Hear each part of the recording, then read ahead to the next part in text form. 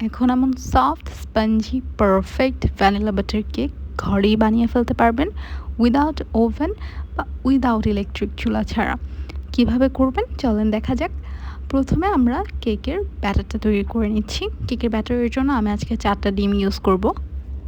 তবে ডিমের সাদা অংশ আমরা বিট করব এবং ডিমের কুসুমটা আমরা অন্য একটা বাটিতে রেখে সাইডে সরিয়ে রাখবো। ওটা দিয়ে আমরা পরে কাজ করব। তো আমরা এখন সাদা অংশটাকে বিট করে নিচ্ছি যতক্ষণ না পর্যন্ত এরকম ফোম ক্রিয়েট না হচ্ছে। তো এরকম ফোম ক্রিয়েট হয়ে গেলে তারপরে আমরা পরিমাণ অনুযায়ী এখানে চিনি অ্যাড করব। আমি এখানে 4 কাপের 1 কাপ চিনি দিয়েছি। তারপরে আমি আরও হাফ কাপ চিনি ব্যবহার করেছি। চিনিটাকেও বিটারের সহায়তায় বিট করে নিতে হবে। এটা মনে হয় অনেকেই এখন কেক বানানোর ক্ষেত্রে জানেন এই প্রসেসটা, যে চিনিটাকে খুব ভালোভাবে বিট করে মেল্ট করে নিতে হবে। আর বিট করতে করতে দেখবেন চিনিটা একদম ক্রিম টেক্সচার চলে আসবে এই ডিমের সাদা অংশের সাথে বিট হয়ে। সেই পর্যায়ে অ্যাড করে দিতে হবে ময়দা। তো ময়দাটাকে আমি একটা স্টেইনারের সাহায্যে ঝেড়ে নিচ্ছি যাতে করে আমাদের এই কেকটা খুব সফট অ্যান্ড ফ্লাফি হয়। তো ময়দার সাথেই আপনি বেকিং পাউডারটা অ্যাড করে দিতে পারেন। আমি বেকিং পাউডারের জন্য আজকে ফোস্টার ক্লার্কসেরটা নিচ্ছি। এটা সবচেয়ে বেস্ট। তো বেকিংয়ের জন্য আপনারা এটা ব্যবহার করতে পারেন। এটা দিয়ে খুবই ভালো পরিমাণে কেক বানানো যায়। আপনি একসাথে অনেকগুলো কেক কিন্তু এই একটা কন্টেনারে ব্যবহার করলে বানিয়ে ফেলতে পারছেন। আর এটার প্রাইস ১০০ থেকে ১৫০ টাকার ভিতরে। আর বেকিং সোডা ব্যবহার করলাম। আমি বেকিং পাউডার যতটুকুন দিয়েছি তার অর্ধেকখানি দিয়েছি বেকিং সোডা। তারপরে এখানে অ্যাড করে দিচ্ছি জাল করে ঠান্ডা করে রাখা তরল দুধ। আপনি এখানে চাইলে পাউডার মিল্কও ব্যবহার করতে পারেন। এবারে আমরা এই পুরো ইনগ্রিডিয়েন্টসটাকে বিটারের সাহায্যে বিট করব না, বিটারের কাঁটাটা দিয়ে আগে খুব ভালোভাবে মিক্স করে নিব। তারপরে আমরা এখানে ব্যবহার করছি সেম ফোস্টার ক্লার্কসের এই ভ্যানিলা এসেন্স। আর এর উপরে কোনো ভ্যানিলা এসেন্স হয় না আমার মতে। এটার ফ্লেভার, এটার টেক্সচার সব কিছুই পারফেক্ট। তাই ভ্যানিলা এসেন্স যদি দিতে চান তাহলে এই এসেন্সটাই ট্রাই করে দেখেন। আর ফোস্টার ক্লার্কসে কিন্তু ব্যানানা এসেন্স, চকলেট এসেন্সও পাওয়া যায়, ওগুলো আপনারা ট্রাই করে দেখতে পারেন। এবার দিয়ে দিচ্ছি ডিমের কুসুমটা।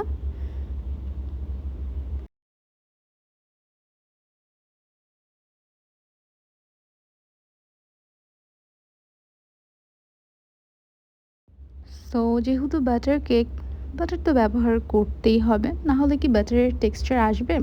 তো আমরা এখানে 1 টেবিল চামচের থেকে একটুখানি কম বাটার ব্যবহার করলাম। আর ব্যবহার করছি তেল। এটাও আমি 1 টেবিল চামচই ব্যবহার করছি। এবার এটাকে বিট করে নিব। আর বাটারটা কিন্তু আমি ব্যবহারের 1 থেকে 2-3 মিনিট আগে বাহিরে বের করে রেখেছিলাম। যেহেতু খুব ভালো গরমই পড়েছে, তো বাটারটা মেল্ট হতে বেশি সময় নেয়নি। এবার খুব ভালোভাবে এটাকে বিট করে নিতে হবে আমাদেরকে। অ্যান্ড বিট করে নিলে আমাদের এই কেকের পারফেক্ট ব্যাটারটা রেডি হয়ে যাবে। কেকটার নেম ভ্যানিলা বাটার কেক।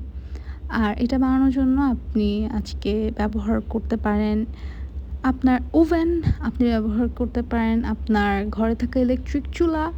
তবে আমি ব্যবহার করছি প্রেশার কুকার। লাইক প্রেশার কুকারে কেক কখনো চিন্তা করা গেছে? লাইক ও মাই গড! প্রেশার কুকারে কেক হয় কীভাবে? But yeah it's true, pressure কুকারে অনেক ভালো কেক হয়। এটার জন্য প্রেশার কুকারটাকে খুব ভালোভাবে ধুয়ে নিতে হবে। যদিও আমরা প্রেশার কুকারে অনেক কিছু রান্না করি, তবে আমার আম্মু প্রেশার কুকারে ভাত ছাড়া কিছু একটা সচরাচর রান্না করে না। তারপরেও প্রেশার কুকারটাকে খুব ভালোভাবে আমি গুঁড়া সাবান দিয়ে ওয়াশ করে নিছি। আর লিকুইড যে ডিশওয়াশার আছে ওইটা দিয়ে ওয়াশ করে দেন আবার গুঁড়া সাবান দিয়ে ওয়াশ করছি। তারপরে এখন এটাকে টিস্যু দিয়ে মুছে নিচ্ছি। তারপরে এখানে অয়েল ব্রাশ করে নিব পুরাটা প্রেশার কুকারের সারফেসে আমাদের অয়েল ব্রাশ করতে হবে। তারপরে আমাদের লাগবে বাটার পেপার। তো বাটার পেপার যেহেতু আমার বাসায় নেই, অ্যান্ড আমি যেটা করেছি বাটার পেপারের অল্টারনেটিভ হিসাবে একটা অফসেট পেপারকে আমি অয়েল দিয়ে ব্রাশ করে দেন বাটার পেপার হিসেবে বানিয়ে নিয়েছি। আর এটা আমি প্রেশার কুকারে শেপ অনুযায়ী পুরোটা প্রেশার কুকারের উপরে ছড়িয়ে দেবো এই কাগজটা, যাতে করে আমাদের কেকটা আমাদের প্রেশার কুকারটা বেকড হতে পারে। কেক বেক করার জন্য একদম রেডি। তো এবার আমরা কেকের ব্যাটারটা এখানে দিয়ে দিচ্ছি। দেখতে পাচ্ছেন কেকের ব্যাটারটা আলহামদুলিল্লাহ কতটা পারফেক্ট হয়েছে। তারপরে আমাদের কেকের ব্যাটারে থাকা বাবলসগুলো যাতে বের হয়ে যায় এটার জন্য একটু ট্যাপ করে নিচ্ছি। তারপর আমরা ঢাকনাটা লাগিয়ে এটাকে চুলায় বসিয়ে দিব। ও, প্রেসার কুকারের সিটি বাজার যে একটা অংশ আছে ওটা কিন্তু খুলে রাখতে হবে। ওটা কিন্তু এখানে দেওয়া যাবে না, এটা এভাবেই রাখতে হবে। তাহলেই আপনার কেকটাকে আপনি পারফেক্টলি বেক করতে পারবেন। আর চুলায় সবচেয়ে লো আঁচে আমরা এই কেকটাকে বেক হতে দিব। অ্যান্ড এখন দেখেন কেকটা কতটা পারফেক্ট হয়েছে। একটা কাঠি দিয়ে চেক করে দেখতে পারেন, আমি চেক করে নিয়েছি।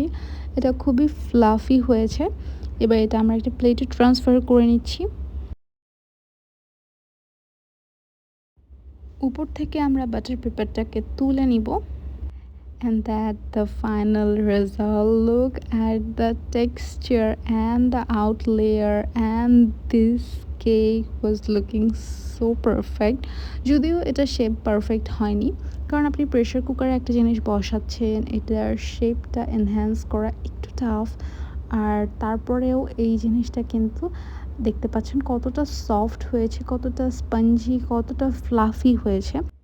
অনেকের হয় না ওভেন নেই বা ইলেকট্রিক চুলা ছাড়া বা গ্যাসের চুলায় বসাতে পারেন না, বাট আপনাদের কাছে প্রেশার কুকার আছে অ্যান্ড আপনারা ইনস্ট্যান্টলি একটা কেক বানিয়ে নিতে চাচ্ছেন ঘরের জন্য, তো এভাবে বানিয়ে নিতে পারেন। আর এটা শুধুমাত্র ঘরে না, বাচ্চাদের ব্রেকফাস্টে দিতে পারবেন, নিজেদের স্ন্যাক্স হিসেবেও এটা খুব পারফেক্টলি জমে যাবে, চায়ের সাথে খুব ভালোভাবে যায়। অ্যান্ড এভাবে আমি কেটে নিয়েছি, তো আপনাদের সুবিধার্থে একটু উঠিয়ে দেখিয়ে দিচ্ছি যে শুধু ফার্স্টের লেয়ারটাই এমন হয়েছে নাকি ইনসাইডের লেয়ারটাও এমন হয়েছে। তো আমি বলবো, যদি কারোর ক্রেভিংস থাকে কেক বানিয়ে খাওয়ার, আর যদি প্রেসার কুকার থাকে, তাহলে এভাবে একবার হলেও বানিয়ে দেখেন। আর আজকের ভিডিওটা আপনাদের কাছে কেমন লেগেছে সেটা কিন্তু কমেন্ট করে জানাবেন। আজকের মতন আল্লাহ হাফেজ।